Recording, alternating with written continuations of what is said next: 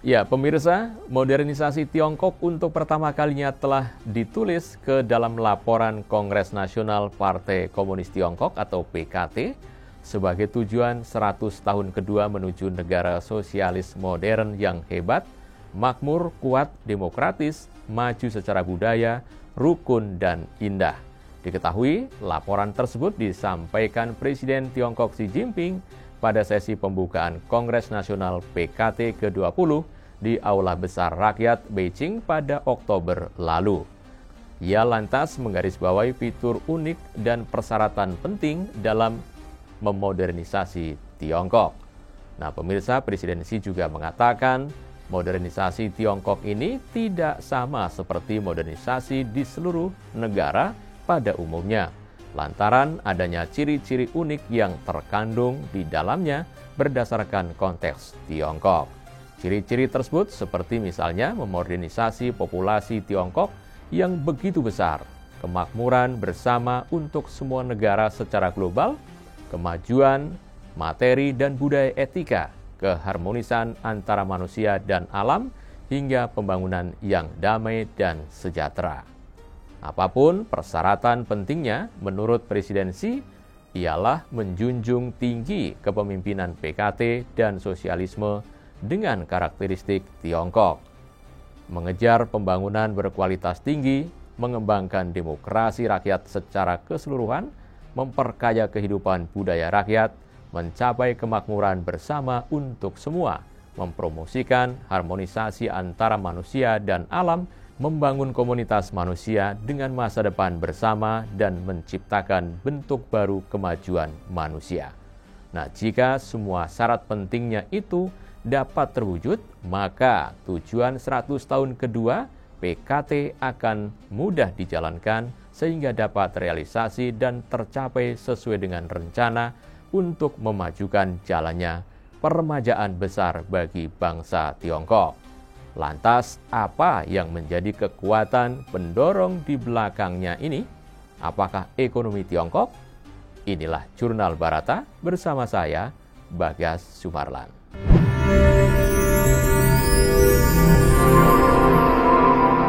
Jurnal Barata.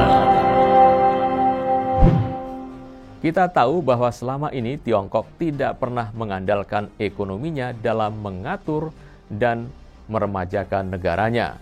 Lalu karena mereka tahu ekonomi bukan landasan kemajuan suatu negara, melainkan pembangunan di segala sektor. Ini pula yang menjadi alasan kuat kenapa Tiongkok bisa maju dan kuat di segala bidang saat ini. Itulah mengapa sejak Kongres Nasional PKT ke-18 pada tahun 2012 lalu, Tiongkok telah tumbuh menjadi ekonomi terbesar yang kedua di dunia. Produk domestik bruto atau PDB Tiongkok ini tumbuh dari 54 triliun yuan pada tahun 2012 menjadi lebih dari 114 triliun yuan pada tahun 2021 lalu. PDB per kapitanya pun melampaui rata-rata global, naik dari 6.300 dolar Amerika menjadi lebih dari 12.000 dolar Amerika Serikat. Dan Tiongkok juga menyumbang 18,5% dari ekonomi global. Antara 2017 dan 2021, Tiongkok tetap menjadi negara perdagangan terbesar di dunia. Ini menyumbang hampir 30% dari manufaktur global. Nah, hal itulah yang menjadi faktor pendorong bagi Tiongkok untuk mewujudkan tujuan 100 tahun keduanya melalui pembangunan di segala sektor menuju modernisasi Tiongkok, sehingga pembangunan menjadi prioritas utama PKT untuk terus menggelar pembangunan berkualitas tinggi, meningkatkan dinamisme dan keandalan siklus ekonomi domestik, melibatkan ekonomi global pada tingkat yang lebih tinggi dan bergerak lebih cepat dalam membangun ekonomi modern. Meski Tiongkok sadar memang bahwa jalan untuk mewujudkan tujuannya tersebut tidak begitu mulus, lantaran adanya tantangan global seperti perang dagang Tiongkok versus Amerika Serikat dan pandemi COVID-19 serta krisis Ukraina yang telah mencoba melemahkan momentum Tiongkok. tapi Tiongkok akan tetap dan terus melaju. Setidaknya semangat Tiongkok untuk terus melaju telah diperlihatkan saat semua ekonomi utama mengalami kemunduran pada tahun 2020 karena pandemi. Terbukti Tiongkok adalah satu-satunya yang mencatat pertumbuhan positif dengan peningkatan 2,3% dalam PDB. Bahkan PDB Tiongkok tumbuh sebesar 8,1% dan memimpin dunia pada tahun lalu.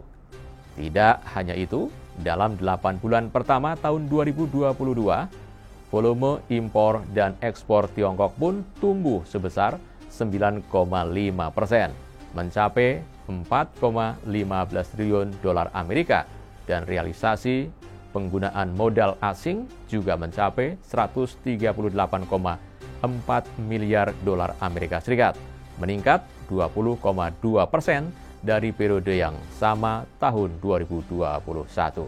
Selain itu, pembangunan ekonomi yang pesat juga telah meletakkan dasar yang kokoh bagi pengentasan kemiskinan absolut di Tiongkok.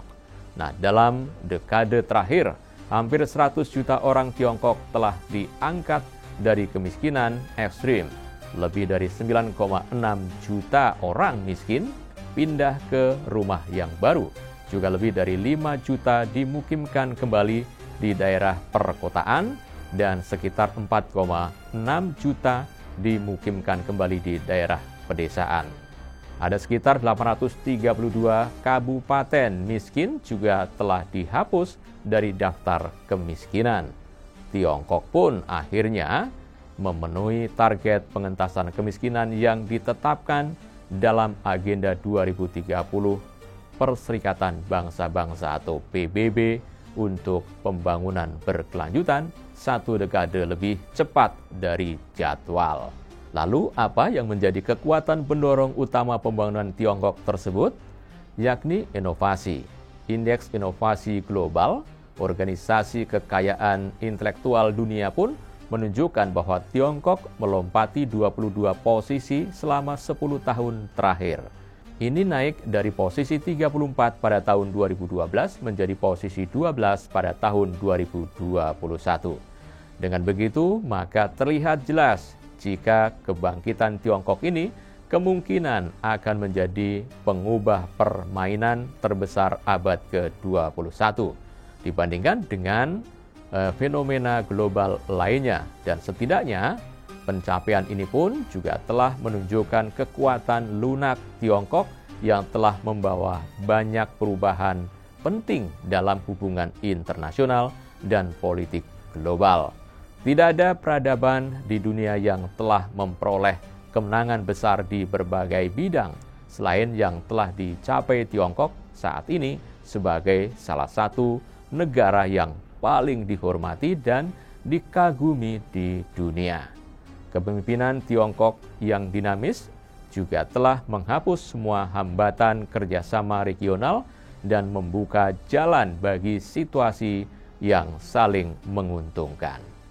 Itulah mengapa sistem pemerintahan yang kuat ini telah menjadi panutan bagi banyak negara untuk diikuti. Tiongkok pun telah bekerja untuk menghilangkan seluruh gangguan yang menghambat pembangunannya melalui reformasi yang komprehensif. Nah, oleh karena itu, di bawah pengendalian kepemimpinan yang kuat sekarang ini, maka terlihat jelas bahwa ambisi Tiongkok untuk 5 tahun ke depan akan memberikan sinergi baru bagi persatuan dan peremajaan nasional, bahkan dunia. Lalu, apa komentar Anda? Saya Bagas Sumarlan, terima kasih dan sampai jumpa. Demikian Jurnal Barata.